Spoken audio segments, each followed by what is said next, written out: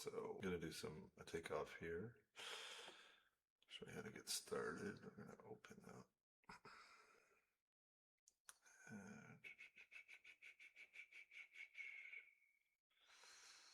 Eccles, I did this project like 3 years ago. So roof demolition plan D40. So we'll take a look at what they're demoing. This is a re-roof, so it's an existing building.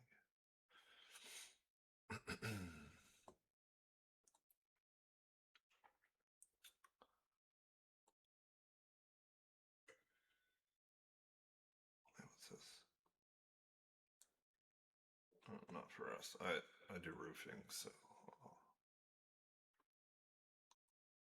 I'll look at the assemblies or something in a second here.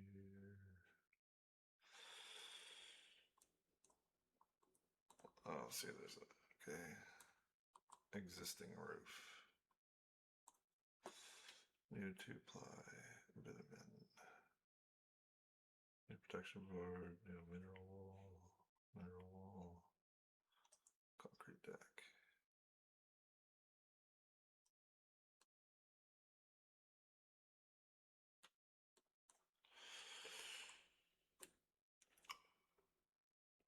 Let's see what's on the next page here.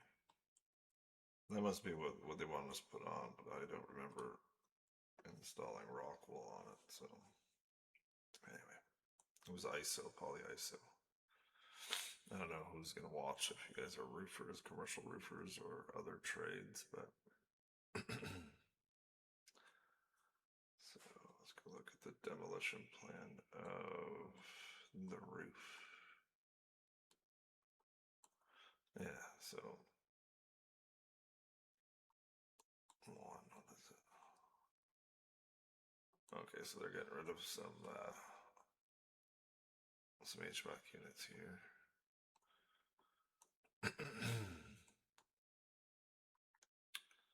Existing roof hatch to remain. Okay, yeah, alright. I believe in the specs that call for us to put a new one on, but keep going. What's that? Garbage enclosure roof plan. Okay, so yeah. Back when I actually did the job, I had missed this. So every plan.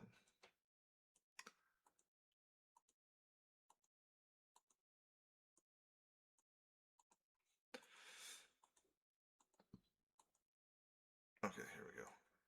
So if we look at this one, it's different. This is what's different. Here's the roof hatch with the new elevator shaft that they were building that we saw in the assemblies beside the existing roof assembly, which I think they meant as what they wanted as a new roof. But this must be the chimney. 6. Increase existing parapet height to suit depth of new roof assembly. Assembly, new elevator shaft, new parapet, new parapet with pre-finished metal cap flashing to match existing new roof hatch. New scuppers, increased parapet height, new roof curb with expansion joint. Actually, I remember this expansion joint right here. It's kind of a pain when we did the job, but so we want to set our scale.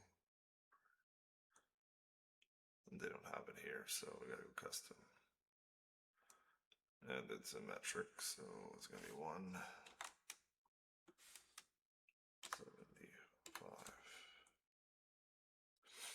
millimeter. This is Bluebeam software.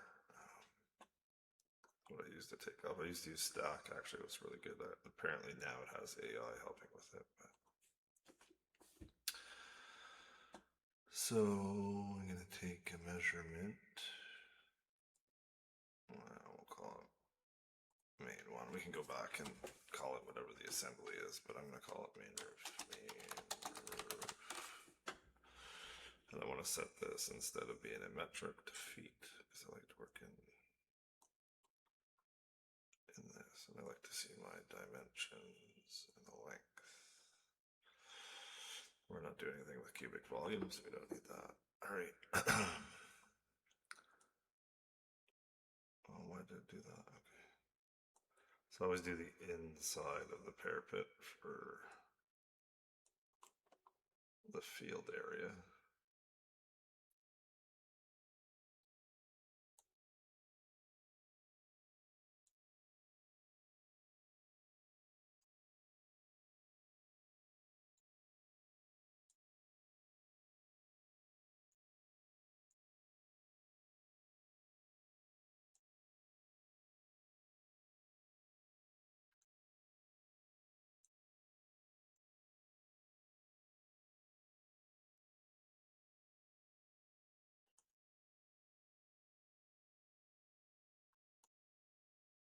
Boom.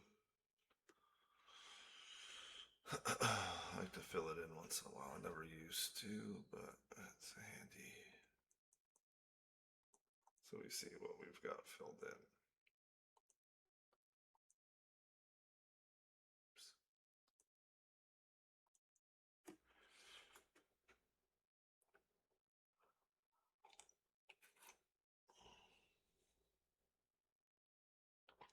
It's a cup I got for my birthday.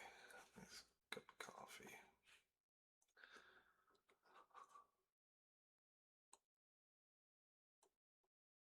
All right, so here you can see there's 345 feet of perimeter flashings.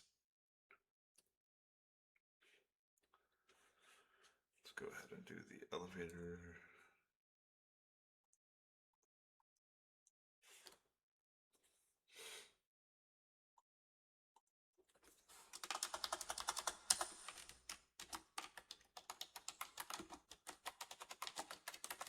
So it looks like they're putting a new, that they did actually put a new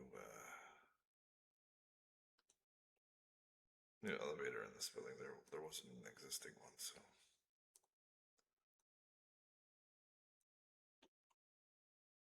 Same again, so we can see our parameters in it. Click off.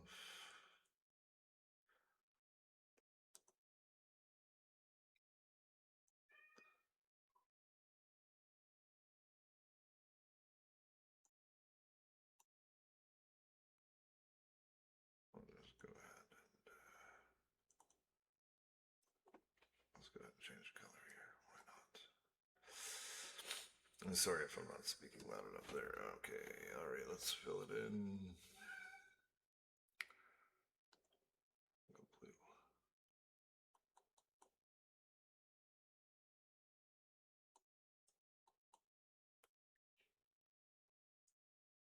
All right, 30 is good. So we click off, otherwise it'll start measuring, keep measuring. It's kind of a pain when that happens. So if we want, we can count. What is it? A VS vent stack. So there's the plumbing stack. So if you want to count how many aluminums you need, we would just go like this. Count. They're calling it VS vent stack. What's happening here?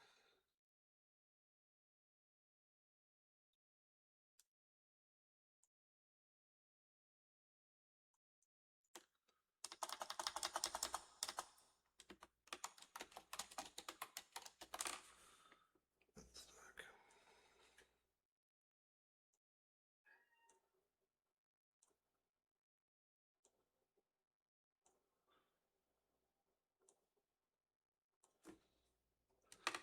And if we hit spacebar, let's see, grab, look around, no more vent stacks. Okay, we'll hit this, finish it. 7 of them. So we can go ahead and count the drains as well. Why not? Here we go. Drains. change color. Drain. And this is going to be tapered, so you would send your drawings to your supplier to get a price back on what you would need for sloped insulation. So go here. All right. So now we can go ahead with. Now, depending on if our coping changes, we can go ahead and we're going to go ahead and do another line. We could probably go off of this one and this one, but you'll have this actually at the time. But we can just go ahead and say this is what we're going to do for coping with new line here, because we have to put metal on all of this. I remember when you're actually there and in here, like the metal here was a lot. There was a lot to it. The wall happened to be like 9 feet or about 8 feet high. I'm gonna go take a look through the plans to see if I can see that detail. So I'm gonna call this parapet coping.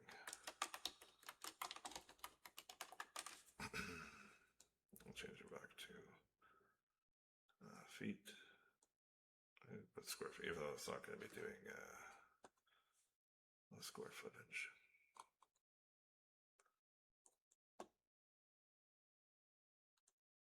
I'm going to change the color so it doesn't throw me off.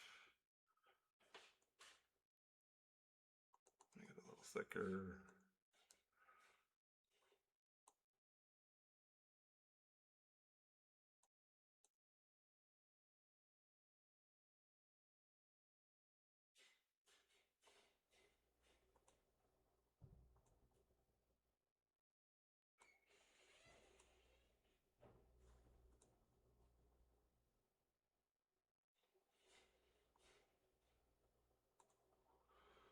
And we'll go right around it.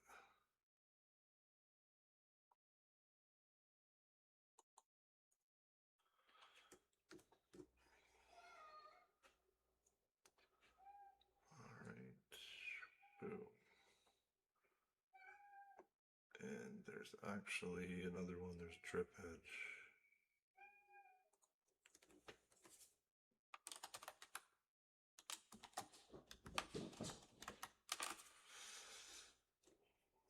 There's a drip edge that goes right here. Same thing, feet. This is just a different type of metal.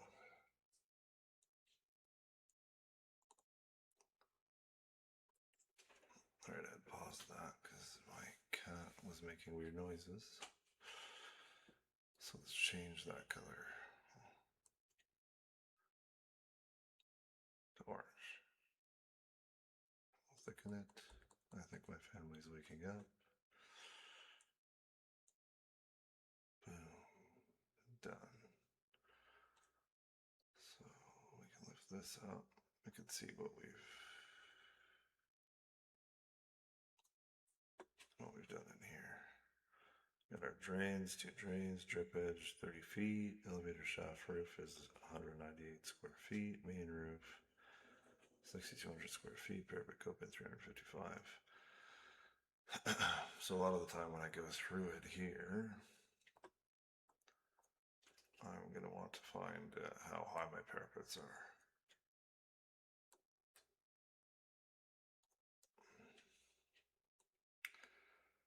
Oh yeah, okay, see. This is the front of the building, but I believe this, no, this doesn't change.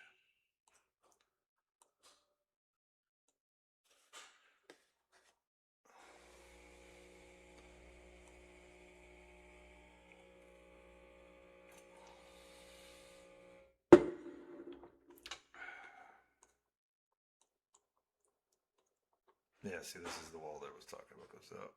Oh, I didn't notice that when I was looking the first time when I did this job a few years ago.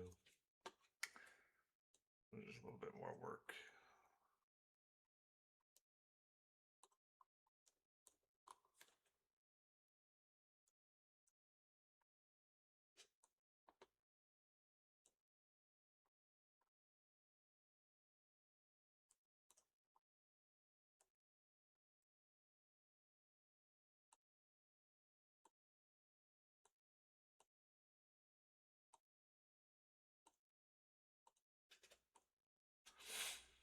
It's good to go through it all.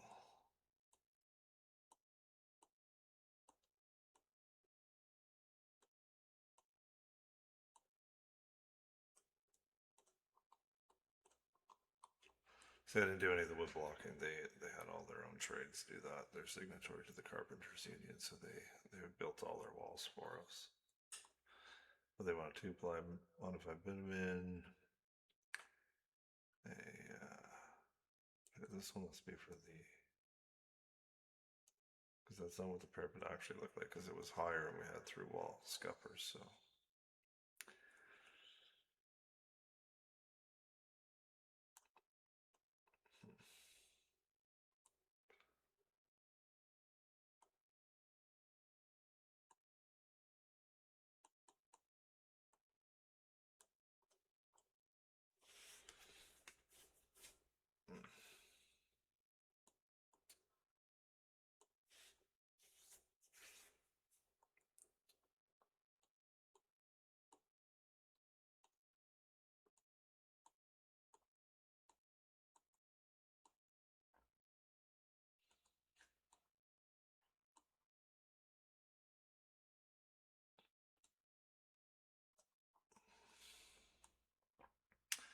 So usually they have, oh, this must be the elevator shaft. Yeah. They probably have less details because of existing. But I always like to get my parapet heights, measure them, and then my coping, but they don't seem to be showing a coping here. But so just, oh, I would go back here, go down. It's usually 1 to 10. Let's see. 1 to 50. So good thing we checked. And that one, I believe they have a preset. Yes.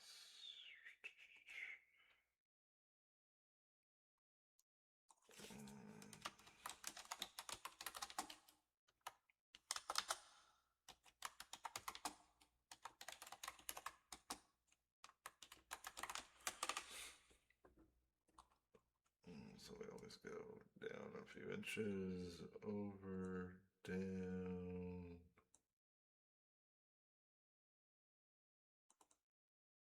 Like that.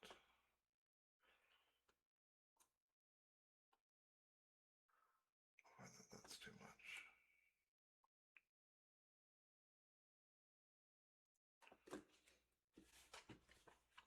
Depending on the type of system. So if it's concrete, I usually take my 180 and I bring it down and I go onto the concrete over my vapor barrier, and then I'll do like a 6-inch band, and this would be self-adhered base sheet. Boom, onto here with a torch on, like sanded base roll over the concrete, and then I would put my 2 layers of 3-inch ISO for R35, our tapered insulation protection board, torched 180, 6-inch band, and then my cap sheet.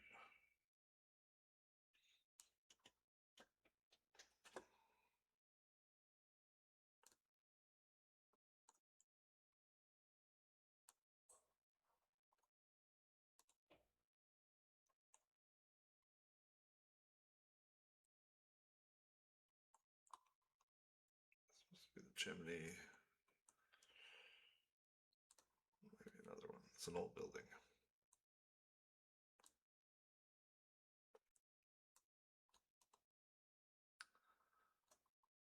They don't really have a spot where it shows. You can try and go off this for your coping, but the coping I know was actually large in that one. But what I would do, we'll use this one.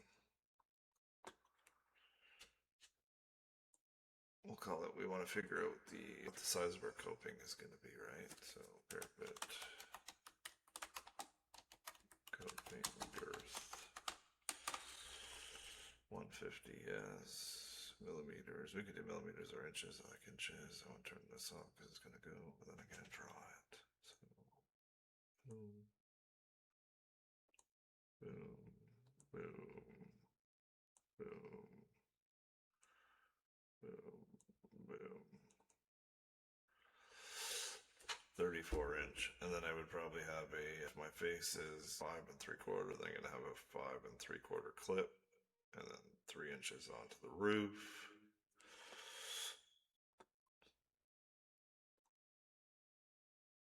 We could hide that.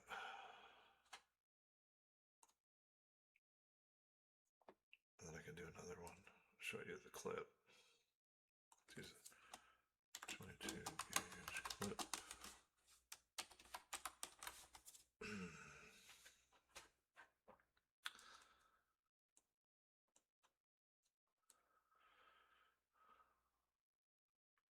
So this is like where our coping goes into. This is just to show you for reference.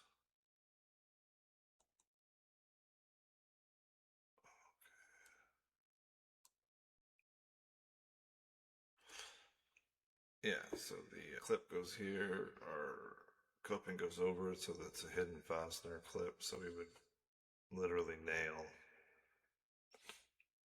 through the clip, screw into the face or screw down, and then we bring our coping over, wraps this, pull in, and then inside fasteners, or you can double clip, but that's pretty much a lot of what I need to do the takeoff for this.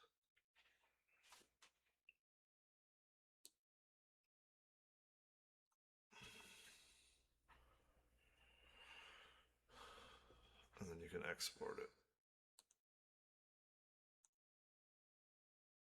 XML or CSV.